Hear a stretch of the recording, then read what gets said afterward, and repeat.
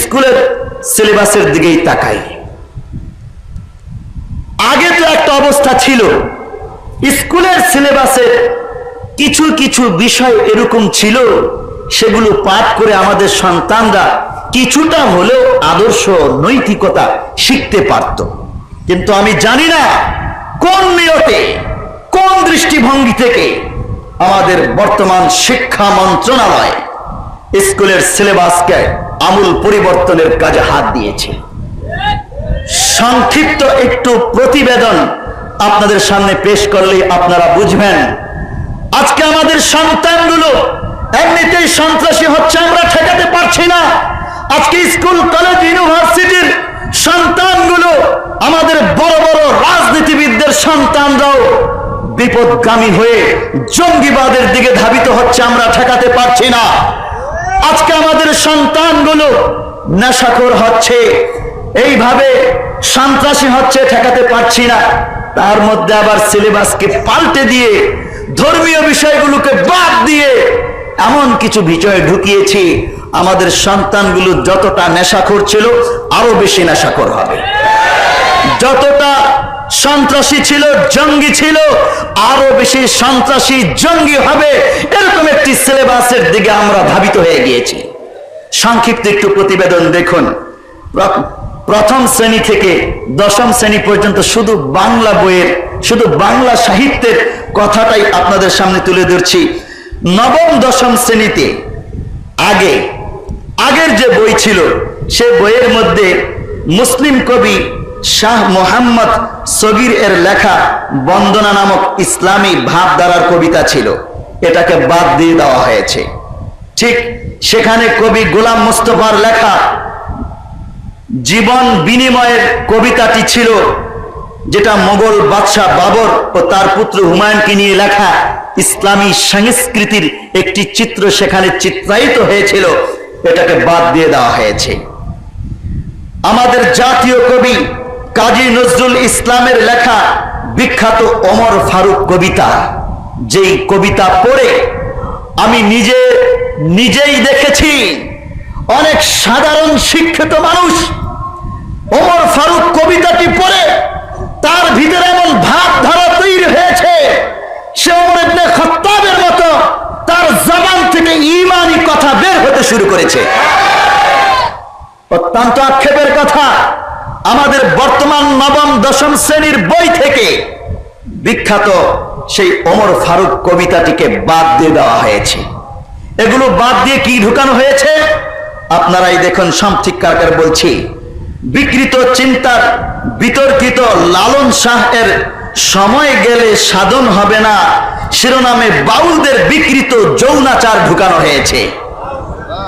কলকাতার হিন্দু কবি সুনীল গঙ্গোপাধ্যায়ের সাকোটা দুলছে নামক একটি কবিতা ঢুকানো হয়েছে, যেটা 1957 দেশ ভাগকে তথা আমরা যে মুসলিম দেশ হিসেবে আলাদা স্বাধীনতা লাভ করেছি সেটার প্রতি ব্যঙ্গ বিদ্রুপ করা হয়েছে। ভারতীয় হিন্দু কবি জ্ঞান দাস রচিত সুখের লাগিয়া নামক একটি কবিতা সেখানে ঢুকানো হয়েছে, যাতে হিন্দুদের রাধা কৃষ্ণের লীলা কীর্তন বর্ণিত হয়েছে। ওমর ফারুক কবিতা বাদ দিয়ে এই রাধা কৃষ্ণের লীলা কীর্তন মূলক কবিতা বর্ণনা লেখা সেখানে ঢুকানো হয়েছে। এবার আপনারাই বলুন, আমাদের সন্তানগুলো এই সিলেবাস থেকে কি শিখবে? তারা কি ইসলাম শিখবে, নৈতিকতা শিখবে, না তার বিপক্ষের বিষয়গুলো শিখে অমানুষ হবে? সম্মানিত উপস্থিতি, এরপরে দেখুন নবম দশম শ্রেণীর কথা গেল। অষ্টম শ্রেণীর বই থেকে বাবুরের মহত্ব নামক কবিতাটি বাদ দিয়ে সেখানে ঢুকানো হয়েছে হিন্দুদের ধর্ম রামায়ণ এর সংক্ষিপ্ত বর্ণনা। এরপরে সপ্তম শ্রেণীতে মরু ভাস্কর নামক মহানবী সাল্লাল্লাহু আলাইহি ওয়াসাল্লামের সংক্ষিপ্ত জীবন চরিত্র বাদ দিয়ে সেখানে সপ্তম শ্রেণীতে ঢুকানো হয়েছে শরৎচন্দ্র চট্টোপাধ্যায়ের লেখা লালু নামক গল্প, যেখানে হিন্দুদের কালী পূজা পাঠা বলির কাহিনী চিত্রায়ন করা হয়েছে। ষষ্ঠ শ্রেণীর বই থেকে বাদ দেওয়া হয়েছে ডক্টর মোহাম্মদ শহীদুল্লাহ লিখিত সততার পুরস্কার নামক একটি ধর্মীয় শিক্ষণীয় ঘটনা, আর মুসলিম ভ্রমণ কাহিনী, নীল নদ, মুসলিম সাহিত্যিক কায়কোবাদের লেখা প্রার্থনা নামক কবিতা, আর এগুলো বাদ দিয়ে ষষ্ঠ শ্রেণীতে ঢুকানো হয়েছে সত্যেন সেনের লাল গরুটা নামক একটা গল্প, যেখানে গরুকে অত্যন্ত আদর এবং সম্মানের দৃষ্টিতে দেখে সেটাকে জবাই যাতে না করা হয় এই বিষয়গুলি তুলে ধরা হয়েছে। ঠিক তেমনি করে পঞ্চম শ্রেণীর বইয়ে বিদায় হজ নামক রাসূল সাল্লাল্লাহু আলাইহি ওয়াসাল্লামের সংক্ষিপ্ত জীবনী এবং রাসূল সাল্লাল্লাহু আলাইহি ওয়াসাল্লামের আদর্শ ভাষণকে বাদ দিয়ে পঞ্চম শ্রেণীর বইয়ে স্বঘোষিত নাস্তিক হুমায়ুন আজাদ লিখিত বই নামক একটি কবিতা চিত্রায়ন করা হয়েছে, যেখানে মূলত পরোক্ষভাবে মুসলমানদের ধর্মীয় গ্রন্থ কোরআনের বিপক্ষেই কিছু চিত্রায়ন করার চেষ্টা করা হয়েছে। এই যদি হয় আজকে আমাদের বর্তমান শুধু বাংলা বইয়ের সিলেবাস যদি এই হয়, আমাদের বর্তমান সিলেবাসের অবস্থা যেখানে শুধু হিন্দু লেখকদের, অধিকাংশই বিদেশি হিন্দু লেখক, মুসলমান লেখকদের মুসলিম কবিতা, মুসলিম গদ্য পদ্য বাদ দিয়ে ইসলামী আদর্শ চেতনাকে বিলুপ্ত করে সেখানে হিন্দুয়ানি চেতনা, বিধর্মীদের চেতনা যখন প্রবেশ করানো হয়, তখন আমাদের সন্তানগুলো কোরআনের বক্তব্য শুনতে তাদের ভালো লাগবে না, মা বাবার নিয়ন্ত্রণে থাকবে না, ওলামায়ে কেরামের কথা শুনবে না, তারা সন্ত্রাসী হবে, তারা জঙ্গি হবে, তারা পিস্তল হাতে বাপের বুকে গুলি চালাবে নেশার টাকার জন্য। তখন আর আপনি আপনার সন্তানদেরকে, নাগরিকদেরকে নিয়ন্ত্রণ করতে পারবেন না। ওলামায়ে কেরাম আজ ওই দায়িত্ব পালন করে যাচ্ছে।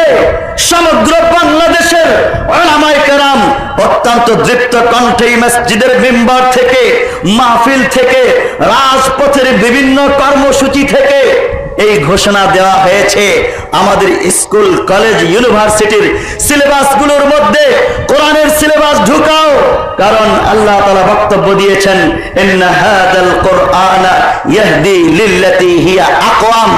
ও জাতির কর্ণধারেরা, ও দেশের কর্ণধারেরা, তোমরা সন্ত্রাসী দূর করতে চাও, তোমরা মাদকতা দূর করতে চাও, তোমরা জঙ্গি দমন করতে চাও স্কুল, কলেজ, ইউনিভার্সিটি থেকে, কিন্তু জঙ্গি, সন্ত্রাসী এবং নেশাখোর দমন করার প্রধান হাতিয়ার কোরআনের সিলেবাস যতদিন পর্যন্ত স্কুল, কলেজে ঢুকানো না হবে ততদিন পর্যন্ত তোমরা সফল কাম হবে না। ওলামায়ে কেরাম সফল কাম। কওমি মাদ্রাসায় জঙ্গি নাই, সন্ত্রাসী নাই, মদখোর নাই, ধর্ষণকারী নাই।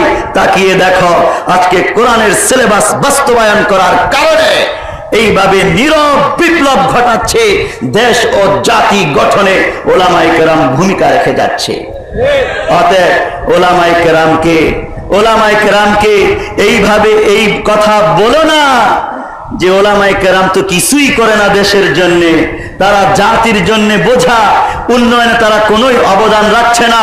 আমি দীপ্ত কণ্ঠেই বলতে চাই, যদি ওলামায়ে কেরাম এই ভূমিকাগুলো পালন না করতেন তাহলে দেশের প্রত্যেকটা জনগণ ওই সন্ত্রাসীদের মতো, দুর্নীতিবাজদের মতো দুর্নীতিবাজ হয়ে, সন্ত্রাসী হয়ে দেশটাকে ফোকলা করে ফেলতো। যেমন করে বিদ্যুৎ অফিস, গ্যাস অফিস, এমনি করে ফ্লাইওভার নির্মাণের বিভাগ, দেশের যাবতীয় মন্ত্রণালয়, সচিবালয়গুলোর মধ্যে নীরব বিপ্লব ঘটে চলেছে দুর্নীতির ক্ষেত্রে। যদি ওলামায়ে কেরাম শক্ত ভূমিকা পালন না করত, আজকে বাংলাদেশে সঠিক কিছু নাগরিকও খুঁজে পাওয়া যাইত না, সব সন্ত্রাসী আর দুর্নীতিবাজ হয়ে যেত।